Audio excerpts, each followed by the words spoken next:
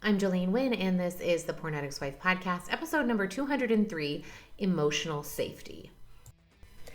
Hello, my lady. If you have a spouse that is struggling with a pornography problem, then you are in the right place. My name is Jolene Wynn, and I am a life coach, a member of the LDS faith, and the wife of a former porn addict. And in this podcast, I am going to teach you how to change the way that you are affected by your husband's choices.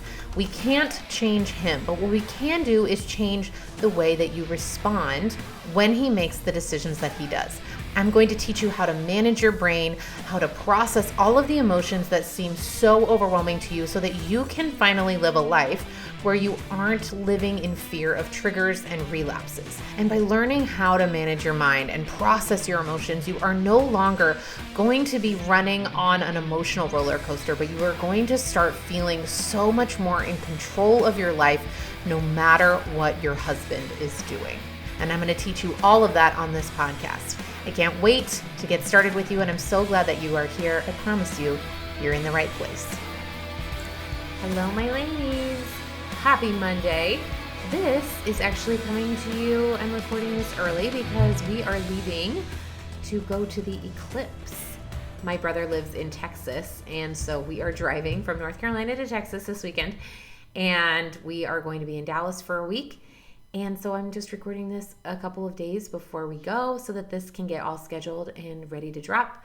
For those of you who live in the Dallas area, I will be sending out emails because I want to do a lunch meetup. I want to have lunch with you guys in the Dallas area. If you're willing to drive, whatever, I would love to see you. We're going to do lunch on, April 10th. Okay, so I will be sending out emails with details. So make sure you're on my email list because I would love to meet you and come chat with you for a while and just eat something delicious and say hi. The other thing I wanted to let you guys know, if you have not yet signed up for my email list, do so. Again, I am teaching a healing resentment masterclass, and that will be in April. I have the dates. Let me get that out. Let me pull up my calendar. It is going to be April 22nd through the 24th. Resentment is a topic that has been coming up a lot, and so I'm doing a brand new masterclass where I'm going to talk about how to heal resentment. And if that sounds interesting to you, again, go get on my email list. I will be sending out details of who that is available for. I think I will be making that available to you guys for a small fee, and so that you can join even if you're not a member of my coaching program. So normally these are just something that I do inside my coaching program, but this is such a prevalent problem, something you guys struggle with so much. So I kind of want to open it up to more of you, make that more available to you. So I will be sending out details about how to sign up and all of that. All right, ladies, let's dive in today. I want to talk about emotional safety. And here's what I mean by that. What I mean by that is, maybe I should retitle this, and maybe I will, and then this will be crazy. I think I'm going to retitle this episode to "If You Don't Feel Safe, Emotionally Safe with Your Husband." Okay, and that's what we're going to talk about. That's what we're discussing, emotional safety. Okay, not physical safety, but emotional safety. If you don't feel emotionally safe sharing how you think, how you feel with your husband, okay, this comes up a lot, and I understand why. And this is even something that I have worked through in my marriage multiple times, okay? What we mean by that is often when we are vulnerable, when we are sharing our thoughts and our feelings with our spouse, our brain is on high alert because we are vulnerable. We are opening ourselves up. We are sharing something that most of the time we don't even want to admit to ourselves. And we're sharing that with another person. So it automatically already feels unsafe. Okay, that's what vulnerability is. It's opening ourselves up to danger. So it feels unsafe even sharing it. So a lot of people confuse that emotion of vulnerability with the fact, I hear this so many women are just like, well, I'm just not emotionally safe sharing stuff with my husband because of how he reacts to what I share. Or they don't even share at all because it feels so unsafe to do so. Here's what I want to offer. Being vulnerable and open with your spouse is always going to feel a little unsafe. It's just how our brains are wired, okay? Again, vulnerability is us opening ourselves up. And when you open something up, it's like opening your defenses. It's like opening the gate. There is a possibility or a chance that something could get in to hurt you. That's what's going on in your brain. Remember, your primitive brain is wired to keep you alive. And so it thinks that anything that could potentially harm you makes you feel unsafe. And that's exactly what's going on. You are sharing something very deep and personal to yourself with someone else, or you are just feeling emotions that are very deep and personal that make you feel very susceptible to danger, to more emotional pain. And that's what vulnerability is. And so you feel unsafe. Vulnerability feels very unsafe. So often people confuse that and then they blame their spouse, saying, I don't feel safe around my spouse, therefore it must be because of he's watching porn. I don't feel emotionally safe with my partner, with my spouse, because he's watching pornography, okay? And I totally get this, but I want you to notice and just start reflecting on the idea that vulnerability is always going to feel a little unsafe, and that's okay. The reason that your brain freaks out about it is because that's its job. Okay, so this is when it's your opportunity to be in charge of your brain and say, it's okay, this is just a feeling, I can just feel a little unsafe. And then you can decide, is this something that I want to share, yes or no? When you share personal, deep, vulnerable emotions with your spouse, and you are expecting a certain reaction from him, and he doesn't give you that, in fact, he goes the opposite, and let's say he yells or he gets frustrated or he gives you the silent treatment, or maybe he just ignores you, right? Let's just pretend it's any of those or a number of other reactions. As long as it's not the reaction that you are hoping for, your brain will interpret him as being an unsafe person to open up to. Okay, again, your brain just wants to keep you alive and it wants to avoid negative emotions as much as possible. So it wants any excuse, it's looking for any excuse not to do it again, not to lower your defenses, not to open up. Okay, and again, what I want to offer is that this is when you can choose what to do on purpose. When you learn how to process the emotion and manage your mind, you can be in charge of your brain and you can say, all right, he didn't respond the way that I wanted. Is that awesome? No. Does that make me feel more vulnerable? Yes. But is this something I'm willing to continue to do? And do I want to share with him because that's how I want to show up, even if he gets frustrated when I do? Ladies, sometimes I want to offer that your husband's reaction, again, always, your husband's reaction is a reflection of his own emotions, okay? If he is feeling frustrated, if he's feeling upset, it's all because of his own thoughts and feelings. And he doesn't know what to do with his thoughts and feelings. Obviously, he's watching porn because of his thoughts and feelings. He doesn't know how to handle it. Not a problem, okay? Just notice that your brain wants to make it a problem. Your brain wants to make his reaction about emotions mean that he's an unsafe person for you to open up to.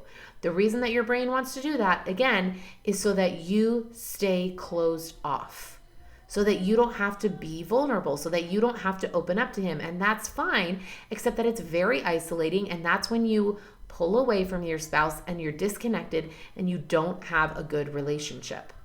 Does this make sense? Now, the other thing that we often do is we will often give ourselves we want someone else to be our emotionally safe person. And maybe this used to be how you felt about your spouse. Maybe he used to feel like the safest person to you, but then he had his pornography problem and now you found out about all these lies, and so now he feels unsafe, right? But our brain often wants to have someone in our lives as our emotionally safe person. And here's why. Because often when we are not that emotionally safe person for ourselves, we want it to be somebody else. Does this make sense? The first person that needs to be your safe person for your emotions is yourself. And the reason that we often don't allow ourselves to feel safe feeling emotions within ourselves is because we react with shame. Remember, shame is when we take what we think or feel or do and we make it mean something about ourselves. So we become aware of an emotion, maybe it's anger, and we feel shame about that emotion because we make it mean something about us. We make it mean that we're our dad that we hate.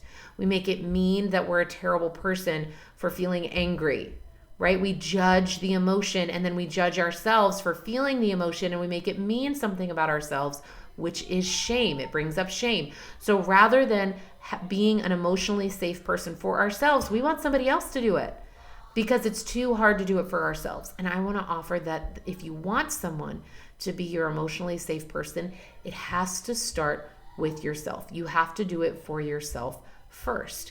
You have to feel safe feeling all of your own emotions before you can have someone else feel safe feeling your emotions or sharing your emotions. Does that make sense?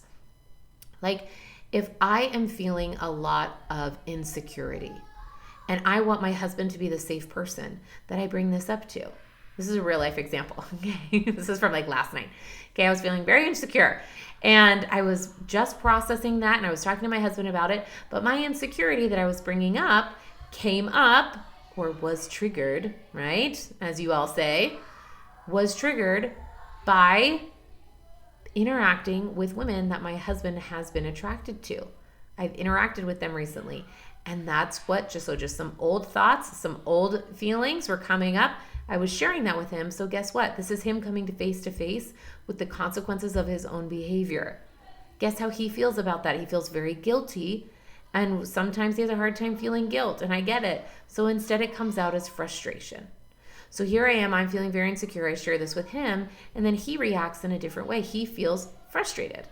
Okay, now if that is not a response that I want or think is safe, then what I'm going to do is I'm going to withdraw. Okay, I'm going to stop talking. I'm going to isolate. And then my brain wants to say, see, I never should have brought this up. We never should have talked about this. I knew this was going to make a bigger problem than it actually was. I knew you weren't going to listen. I knew you weren't going to understand. And then my brain wants to label him as an unsafe person in order to avoid bringing this up again and repeating the scenario. Okay, this is exactly what your brains are designed to do. So now that isn't what happened last night because I am aware of all the stuff that's going on, but I was aware that my brain had some of those thoughts and I watched them and I didn't choose them. And instead I stayed vulnerable.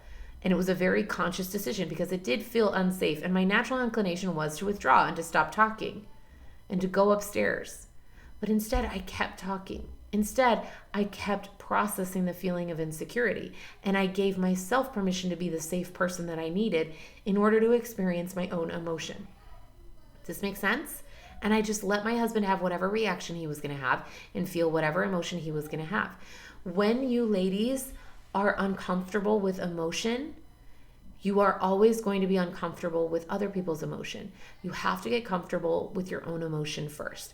And there's so many reasons why our brains are uncomfortable with negative emotion, primarily because that's exactly what our brains are wired to avoid. Our brains are wired to avoid negative emotion. They don't like it. And the other reason is because most of us don't know how to feel our feelings. We don't know what to do with these emotions. And so we react to them. And so when I say you need to just allow these emotions, you think that I'm saying to react to them, that is not what I'm saying. I'm not saying you yell or pick a fight or start cussing him out or start swearing up and down or bursting into tears or whatever it is that you normally do in order to react to your emotions. That is not what I'm offering. What I'm offering is that you process them. That is an actual physical skill, tangible skill that you can learn. And when you sit with your emotion and you process it, that is when you create that safe space within you in order to do it. You have to create safety in your mind to feel and body to feel your feelings. And that always has to happen first. Otherwise, you're never going to feel safe doing it with someone else, allowing someone else to be a part of what you're feeling internally, to expose yourself to someone else in that way, especially if you keep labeling them as unsafe. Okay? So if you want to create emotional safety, if you want to have an emotionally safe person in your life, I want to offer that that person can be you. If you don't know how to do that, I would love to help you. But in the meantime, start processing, start feeling your feelings, start creating safety in your mind around emotions. Start giving yourself permission to feel things and not make them mean something negative about you.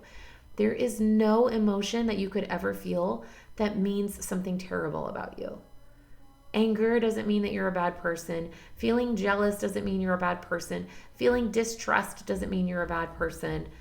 They're just feelings, and they just come from your thoughts. They don't mean anything about you. And your husband's emotions don't mean anything about you either. Okay? So if you want an emotionally safe person, be that for yourself. All right? I love you ladies so much. I'll see you guys next week on a brand new episode. So take care. All right, ladies, it's time to rise up and take charge of your healing, and I have the best way for you to do it. I have created a lifetime access coaching program that I have designed specifically for you and exactly what you're going through right now. This is where I help you develop a personal mastery of all the tools that you're learning here on the podcast in order for you to create a permanent change. Go to my website, joleneWynn.com. You will find all the information there, and you can sign up today, and we will start going forward. I can't wait to see you there.